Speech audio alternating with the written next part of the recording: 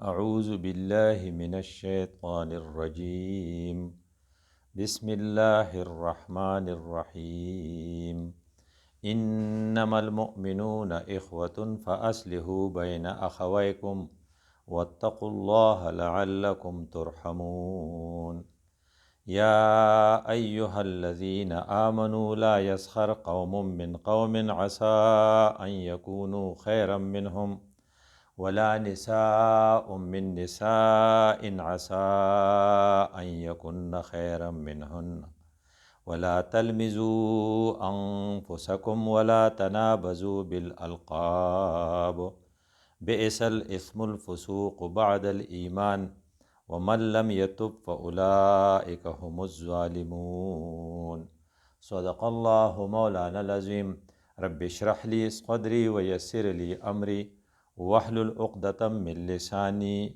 یفقهوا قولی. نن 27 مارچ ته او یو څو ورځې پس د رمضان قیمتي میاشت راتلو واله ده. دا میاشت د شعبان ده، دې ته موږ په پښتو کې شو قدر وایو. په دې کې به رسول الله صلی الله علیه وسلم دا دعا کوله چې اللهم بارک لنا فی شعبان، خدای دا موږ له برکتي کې وبلغنا الرمضان، او موږ په خیر سره رمضان ته ورسې. موږ هم د خپل رب نه غواړو چې رمضان ته په خیر سره ورسو. خو د اسلام آباد چې د پاکستان چې یو اسلامی ملک ته د هغې دارالخلافه ده، په هغې کې نن زمونږ دوه ګروپونه چې دواړه مسلمانان دي، دواړه پاکستانیان دي او دواړه ګناهګار، څوک غټ او څوک ډیر او څوک لري څوک لږ دي، یو بل ته د تناو په حیثیت سره او د تناو په شکل کې مخامخ دي او سیاسی تناو یو پیک ته یا انتها ته رسیدلی دی.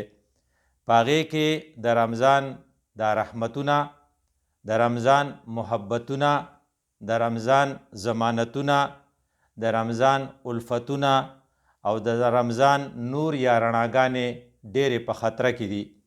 څنګه چې موږ د خپلې کمرې د یخ ساتلو دپاره ایر کنډیشن آن کوو، نو لاول کړکۍ بندو، او د خپل ګاډي د یخولو دپاره چې کله موږ اے سی آن کوو نو بیا موږ شیشې پورته کوو.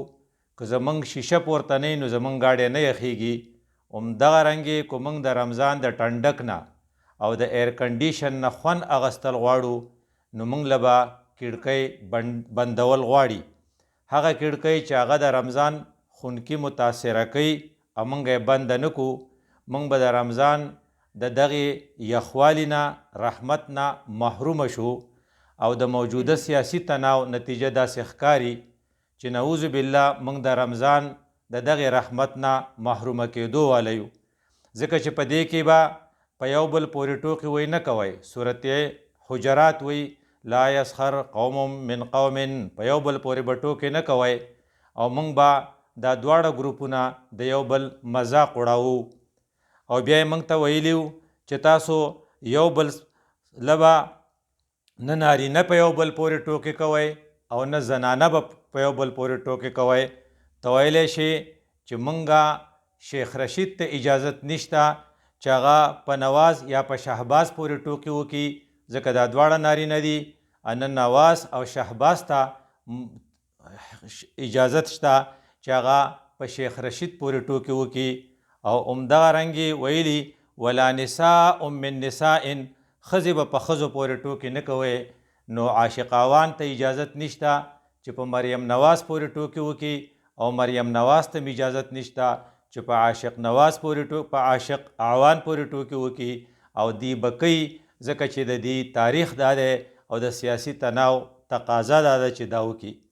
دا خلق په یو بل پورې ټوکې ځکه کوي چې د هر سړي دا خواهشي، دا نیچرل او پیدایشي طور د هر سړي یو جذبه ده چې زه دې غټ یم، خو بل به الو غټ کیږي، زه به الو غټېږم چې بل کچ کم، او د بل د کچ کولو دپاره چې بل چوٹا ثابت کم، दूसरे को छोटा साबित करने के लिए और अपने आप को बड़ा साबित करने के लिए मैं ये तरीक़े इस्तेमाल करूँगा कि दूसरे का मजाक उड़ाऊँगा, दूसरे पर ऐब लगाऊँगा, दूसरे के लिए बुरा नाम रखूँगा। हालांकि دا نیچرلی فطرتی طور یو غلطه طریقه ده. ته به الو اوچتېږې چې بل د ځان سره اوچت کې، او که ته بل کته کې نو ته به پخپله کته کېږې. لکه زما دا ملګری دی، زه دی کته کول غواړم نو دی هغې پورې نه کته کېږي څو پورې چې زه ورسره نه یم کته شوی. گویا کہ جب آپ دوسرے کو چوٹا کریں گے تو خود آپ کو اپنے آپ کو چوٹا کرنے پڑے گا. خو که دې په ځای زه دی اوچتوم نو زه به ورسره اوچتېږم. دیکھو میں اسے اٹھا رہا ہوں تو میں خود سیدھا ہو گیا، اور میں اسے چوٹا کر رہا ہوں تو مجھے خود چوٹا بننا پڑے گا. دیو جن دا ماتا تا یو پریکټیکل ډیمانسټریشن دی چې کله ته بل سپکې نو ته به پخپله سپکېږې، کله چې ته بل کچکې نو پخپله به کچکېږې. او کله چې دا حرکت شروع شي نو په هغه خلق چې هغه په پاکستان کې دي او هغه پرهیزګاره دي، هغه متقیان دي، هغه په پاکستان مین دي، هغه غمجن دي، نو هغه به د دې جنگ نه خوند نه لی، وہ اس سے مزے نہیں لے گا بلکہ وہ تڑپے گا.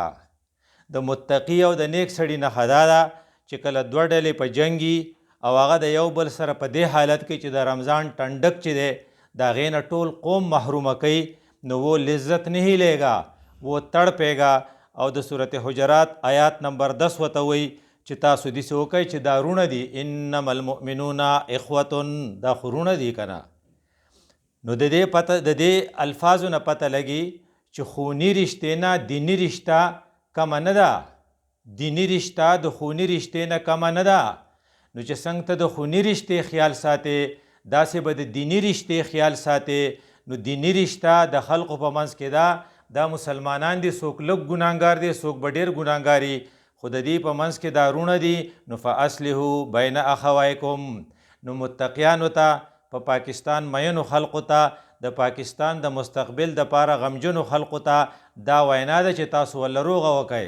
دا که اسټیبلیشمنټي، دا که عدالتي، او دا که د پاکستان نیکانو صالحانو خلقو جماعتي او تحریکي خلقي چې د هغوی په پاکستان نظري چې پاکستان را نتبا نشي. ځکه د پاکستان 3 دشمنان ښه ایکټیولی په دې کې انوالو دي چې پاکستان تبا کړي، یو امریکا، یو اسرائیل، یو انډیا. نو که د هغې دپاره الله تعالی نیکانو خلقو ته وایي واتقوا الله لعلکم ترحمون، که رحم غواړئ نو د دې نه بغیر رحم نه کیږي چې ستاسو دوه ډلو په منځ کې جنګي او تاسو د هغې په منځ کې اصلاح وکئ. ځکه دا خلق چې کم کارونه کوي نو هغوی به څه کوي، په یو بل پورې به ټوکې کوي. نو دی به صورت حجرات له په پرځولو ورځي. نو یا ایها الذین آمنوا لا یسخر قوم من قوم، یو ګروپ په بل ګروپ مذاق مه وړاوئ، او ښځې هم د ښځو مذاق مه وړاوئ. په دې کې دې ته اشاره ده چې ښځې صرف په ښځو پورې ټوکې کوي، ښځې په نارینهو پورې ټوکې نشي کولی. ځکه په اسلامي معاشره کې دا چرته هم نه چې ښځې نر یو ځای وي. سیګریګیشن اف سیکسز، د ښځو نرو جدا جدا پاتې کېدل، دا د اسلامی تعلیماتو یو انټیګرل پارټ ته. مخلوط معاشره نشي کېدی. که مخلوط معاشرې سره تصور وی نو الله به وی چې ښځې په نارینهو پورې ټوکې مه کوئ او نارینه په ښځو پورې ټوکې مه کوئ. دلته صرف دا الفاظ وي چې ولا نساء من نساء، او وی چې کله ته په بل پورې ټوکې کې نو دې ته وګوره چې که د قیامت په ورځ دغه سړی ستا نه ښیي نو بیا به څه کې. اگر قیامت کے دن یہ اللہ کے قریب ترین لوگوں میں سے ہوگا نو بیا به تعالی په دې خپلو ټوکو پورې ټوکې کېږي، تعالی به په دې خپلو ټوکو پورې خندا راځي. نو ته لاول دا سوچ وکړه چې دا کم سړی تا ځان سپک کړی دی او ته ورپسې خبرې کې او ته هغه له نومونه ږدې، نو که دی د الله ولی نو من عادا لی ولیا فآذنته بالحرب، زما د ولی سره چې چا دشمني وکړه زما د طرف نه ورته اعلان دی چې زه سره جنگ کوم، نو د الله جنگ ته چا سمی دی. نو وایي چې تا خدا خیال دی چې زه یو سړی سپک کم نو دی به سپک شي او دی زه حقیر کم او نو دی به حقیر شي، نو ته خطا کېږې. حقیر هغه دی چې د الله په نس حقیري، او بړه هغه دی چې د الله په نس بړی. نو که د قیامت په ورځ دا ته چې ورته حقیر وایې دی د رسول الله په خوا کې ولاړ بیا به څه کې، بیا به ته څومره ستومانه یې. نو اوس think about it. اوس ته سوچ وکړه چې که د الله د دوست سره ستا جنګي نو بیا به څه کې، نو بیا به ته په دې خپل باندې ډېر زیات خپه یې. نو دې وجې نه الله ویلي عسا ان یکن خیرا منهن، کیدای شي چې دا ته په چا پورې ټوکې کې دا د الله ولی او ستا نه ډېر زیات غوره وي. یو بل د روجې د خنکۍ او یا د ټنډک د کمولو دپاره چې ته کومه کړکۍ استعمالې نو هغه دا ده چې الله تعالی وایي چې دا چل مه کوئ، ولا تلمزو انفسکم، په چا طعنې په چاته پیغور نه مه کوئ چې دا د پلاني زوی دی، د پلار نیکه چې دی د انګریزانو خوارو نمک خوارو، او دا هغه سړی دی چې دی د پاکستان پلار نیکه د پاکستان مخالفت کړی. الله تعالی ماضی ته نه ګوري، حال ته ګوري. یو سړی پوخا ډېر زیات خراب اوس ښه دی نو ته پسې دا پوخانۍ خبرې ولې راوباسې؟ کو الله معاف کړی نو ستا څه کار دی چې ته پسې لګیای؟ نو ولا تلمزو انفسکم. او یا بله طریقه دا ده چې ته هغه له خراب نوم کېدې، هغه له سپک نوم کېدې، هغه له داسې نوم کېدې لکه ته هغه ته چور وای، ته هغه ته ډاکو وای، ته هغه ته چوها وای. نو دا انتهایی خراب الفاظ دي.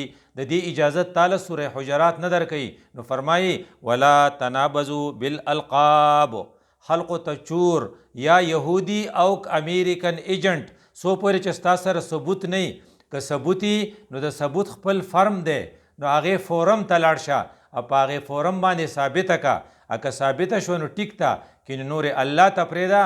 خو ستا ته دا حق نشته چې ته یو سړي باندې داسې طعنې ولګې چې د هغې څه فایده نه وي، صرف ستا جذباتي حیثیت ته تسکین میلاویږي. ولا تنابزو بالالقاب، نو بئس الاسم الفسوق بعد الایمان. یو سړی پوخا خراب په یونیورسټۍ په کالج کې ته څه غلطي شوې ده، اوس بزرګ دی او نیک سړی دی او ته پسې هغه زوړ ریکارډ راوباسې، نو بئس الاسم الفسوق.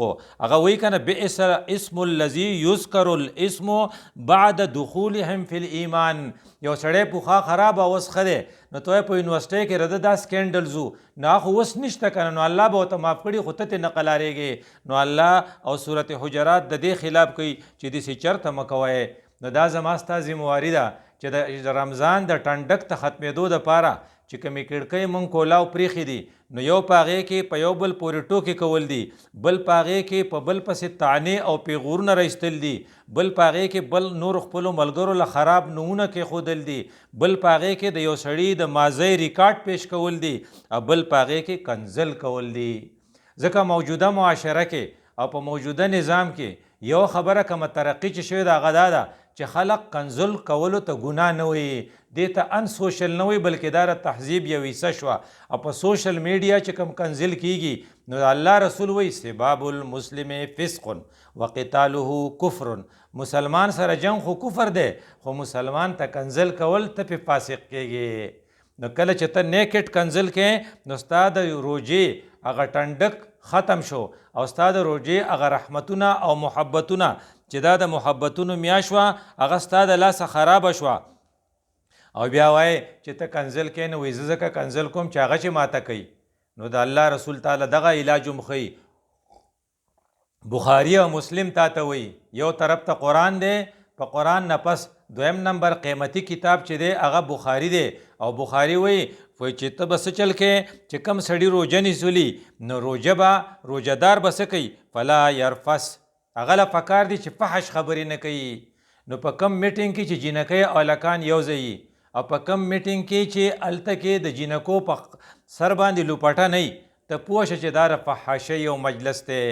ولا یرفس، نه هلته شور پکار دی. ولا یسخب، ولا یسخب هلته به شور هم نه کوې. نو بل طرف ته وایي چې که تا ته کنزل چا وکړل نو فإن صابه احد او قاتله فلیقل انی صائم. چې کم سړی د ته کنزل کوي نو په جواب کې ورته وایي چې د روژې میاشت ده یا د روژې میاشت روانه ده او زما روژه ده، زما کنزلو ته سمې نشته. نو د خدای پیغمبر خو وایي چې کنزل څوک کوي نو هغه ته هم جواب مه ورکوه د کنزلو. نو تا ته کم حق دی چې ته بل ته ځکه کنزل کوي چې بل تا ته کوي. یو طرف ته الله خپل رسول ته وایي چې دې صحابو ته وایي چې ابوجهل ته هم کنزل نه کوي. نو دا دواړه ډلې چې دي په دې کې هر یوه ډله کم از کم د ابوجهل نه ښه دي.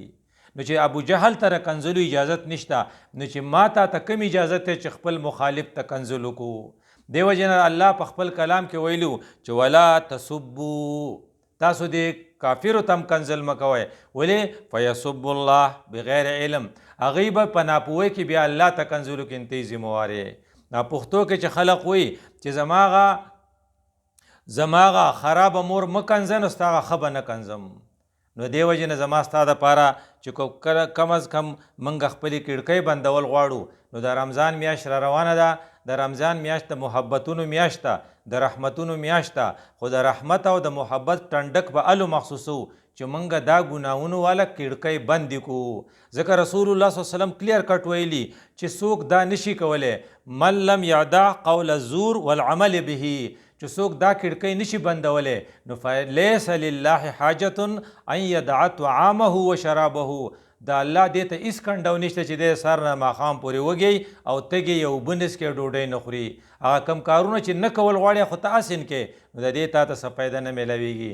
نو گویا کې پښتو کې چې خلق وایي هندو ستړی او خدای ناراضه، نو تم ستړی هم وږی هم تږی او خوراک نه کې او ښه ټپ شوې، خو چونکې دغه کړکۍ دې کولاو دي د دې وجې نه الله رسول وایي چې د دې روژې ستا څه فایده نشته. نو د دغې روژې د فایدې حاصلولو دپاره موږ به په یو بل پورې ټوکې نه کوو، موږ به د یو بل عیبونه نه لټو، موږ به یو بل له خراب نومونه نه ږدو، موږ به یو بل ته کنزل نه کوو او موږ به د یو بل غیبت نه کوو. ځکه الله ویلو ولا یغتب بعضکم بعضا، د یو بل غیبت مه کوئ. د یو بل غیبت په باره کې چې الله کم پکچر پیش کړی دی نو هغه دومره دی چې سړي له تې کرکه ورشي چې د مړ رور غوښې خوړل دي. نو موږ د خپل قصاب چاچا حلاله غوښه ځکه نه خوري چې زموږ روژه ده، خو ټوله ورځ به د مړ رور غوښې خورو. نو دا دوه ډلې به نن د یو بل په غیبت نه مړیږي، نو دا د یو مړ رور غوښې خوړل دي. د دې وجې نه ما تاله دا کړکۍ به بندول غواړي او بیا یې موږ ته ویلي چې من سامه یرائي او ریا به نه کې. نو دا ټولې خبرې به کوو چې دا ټول کارونه موږ دا ټولې کړکۍ او دا ټولې شیشې موږ بند کړو نو د رمضان رحمتونو به الو موږ مستحق شو. د رمضان میاشت دومره د رحمتونو میاشت ته چې د یو حدیث مفهوم دی چې کو خلقو ته پته ولګي چې په دې کې موږ ته څه میلاویږي نو لو یعلم العباد ما فی رمضان، کو دې خلقو ته دا پته ولګي چې په رمضان کې څه دي لتمنت امتی ان تکون السنة کلها رمضان، نو دا ټول به تمنا وکړي، خواهش به وکړي چې کاش چې دا ټول کال د رمضان میاشت وی نو څومره به ښه وه. وی ولې؟ وی ځکه چې په دې کې د جنت سیل لګېدلی او جنت ډېر په ارزانه میلاویږي. په دې کې غلقت ابواب جهنم، د جهنم دروازې بندې شوي، فتحت ابواب الجنه، د جنت دروازې کولاو شوي او ډېر ایزیلی ته جنت ګټلی شي. وی دا څنګه؟ وی دا ځکه چې رسول الله صلی الله علیه وسلم فرمایلي چې د رمضان په میاشت کې هره شپه خدای پاک دومره مسلمانانو ته مغفرت کوي څومره چې د بنو کلب قبیلې د بیزو د پاسه ویښته دي. نو د ما د بیزې د یوې بیزې د پاسه ویښته وشماره او بیا د بنو کلب بیزې به څومره هغو کنډکونه نو گویا کې چې هره شپه الله تعالی دومره خلق معاف کوي نو خدا آسان شو کنه. او بیا وایي چې په آخري شپه د دې برابر معاف کوي، خو هغه خلق نه معاف کوي. نو رسول الله صلی الله علیه وسلم ویلي چې هغه سړی ډېر زیات بدقسمته دی او ډېر زیات سپیره دی. رغمه انفن الفاظو چې پوزه دې ککړې شي د هغې سړي چې د رمضان میاشت ورته میلاو شوه او د ده مغفرت ونه شو. نو د دغې سپیروایل نه د ځان بچ کولو دپاره نیګیټیو سایډ باندې خو موږ چې کومې کړکۍ وشمارلې دا مکمل بندو. موږ به ووایو چې say goodbye to all these things، دا ټومله خبرې چې موږ وشمارلې په بل پورې ټوکې، د بل غیبت، بل تکنزل او همدغه رنګې د بل له خراب نوم کې خودل په دې به بین ولګوو. څنګه چې موږ په خپلو کورونو کې د ماشومانو د امتحان په ورځو کې په ډېرو خبرو بین لګو چې ردی اگزام دی، دغه شان موږ په دې خبرو بین ولګو او کم کارونه چې کول غواړي نو هغې طرف ته به متوجه شو. یو کار چې الله تعالی پې ډېر زیات خوشحالیږي او الله ته پې سړی نږدې کېږي هغه فرایض دي. نو د فرایضو په باره کې الله تعالی ویلي چې وما تقرب عبدي بشیء احب الی مما افترضت علیه، یو سړی ماته چې نږدې کېږي نو یوه طریقه داسې نشته چې ماته پې نږدې شي، د ټولو نه بهترینه طریقه دا ده چې فرض عبادت ښه وکړي. نو موږ به 3 فرایض په دې کې کوو. یو به فرض روجې په اهتمام سره نیسو، یو به فرض مونځ په اهتمام سره کوو، یو به په دې میاشت کې فرض زکات کو په موږ فرض یي نو هغه به ورکوو. نو الله ته به قربت حاصل شي. د دې فرضو نه پس او مخکې نفل ډیره مزه کوي. نو موږ د شعبان په میاشت کې به روژې نفلي نیسو لکه رسول الله صلی الله علیه وسلم د شعبان په میاشت کې چې څومره نفلي روژې نیوې دومره په یو میاشت کې هم نه دي نیولي. نو ابتدایي طور او پریلیمینري چې کوم موږ احتیاط کوو او موږ د رمضان قدر کوو نو مخکې ترې روژې به نفلي نیسو او انشاءالله چې رمضان تیر شي نو بیا به د هغې نه پس هم د اختر 6 روژې نیسو. دا د رمضان د قدر یوه حصه ده. نو نفلي عبادت به هم کول غواړي. نو د نفلي عبادت په باره کې الله ویلو فمن تطوع خیرا فهو خیر له. که تاسو نفلي روژې نیوې نفلي صدقه ورکوله نفلي منځونه کول دا به ستاسو دپاره ډېره غوره وي. دا به څنګه غوره؟ نو د الله رسول د هغې په یو حدیث قدسی کې فرمایي وما یزال عبدی لیتقرب الی بالنوافل. زما بنده مسلسل نفلی عبادت کوي نو ماته نږدې شي. نو څنګه نږدې کیږي؟ حتی احبه زه یې لایق کم. موږ وایو که نه چې پلانې ما لایق کړی دی د دې وجې نه ماله د هغه ټول تقریرونه ټول پیغامونه ټول پروګرامونه راځي. نو الله وایي زه به دې لایق کم. احبه زه به تا لایق کم زه به تا خوښ کم. نو چې الله یو سړی لایق کړي د دې نه نور څه غواړي؟ دا په څه لایق کوي؟ دا په نفلي عباداتو لایق کوي. نو بیا ورته څه وایي؟ فاذا احببته كنت ما سمعه الذي يسمع به. چې کله ما دې لایق کو نو بیا به رده زه غوږونه شم په ما به اوري د ده به زه سترګې شم په ما به لیدل کوي او زه به رده لاس شم په ما به نیول کوي. ګویا کې په ایچ اینډ ایوری سټپ کې به د الله هیلپ او سپورټ د ده سره او دی چې څه شي له ګوتې وروړي په هغې کې به خیر راوځي ځکه چې دی نفلي عبادت ډېر کوي. نو موږ په دغه کې په روژه کې نفلي عبادت له زور ورکو. د ټول نه قیمتي نفلي عبادت د منځونو په لیول تهجد دی او تهجد په روژه کې ډېر اساني ځکه چې موږ به سحري له یا پیشمني له پاسو او د پیشمني په وخت کې الله خپل بنده ته وایي هل من مستغفر فاغفر له. څوک شته چې معافي غواړي زه ورته معافي وکړم. نو موږ خو به اسن پاسېدلي یو نو موږ به تهجد کوو او د تهجد په باره کې رسول الله صلی الله علیه وسلم ویلو علیکم بقیام اللیل. تاسو له پکار دي چې تهجد وکړئ. وی د فرض مونځ نه پس قیمتي مونځ څه دی؟ وی صلات فی جوف اللیل. نو دغه که موږ په بوزه کې نه کړی په روژه کې به یې خامخا کوو ځکه چې موږ نفلي عبادت وکړو. نو الله وایي زه به تا لایق کم. چې زه دې لایق کم نو زه به دې سترګې شم په ما به ګورې. نو د دې سټیټس ته حاصلولو دپاره موږ به تهجد خامخا کوو. ولې تهجدو کې څه فایدې دي؟ فانه دأب الصالحین قبلکم.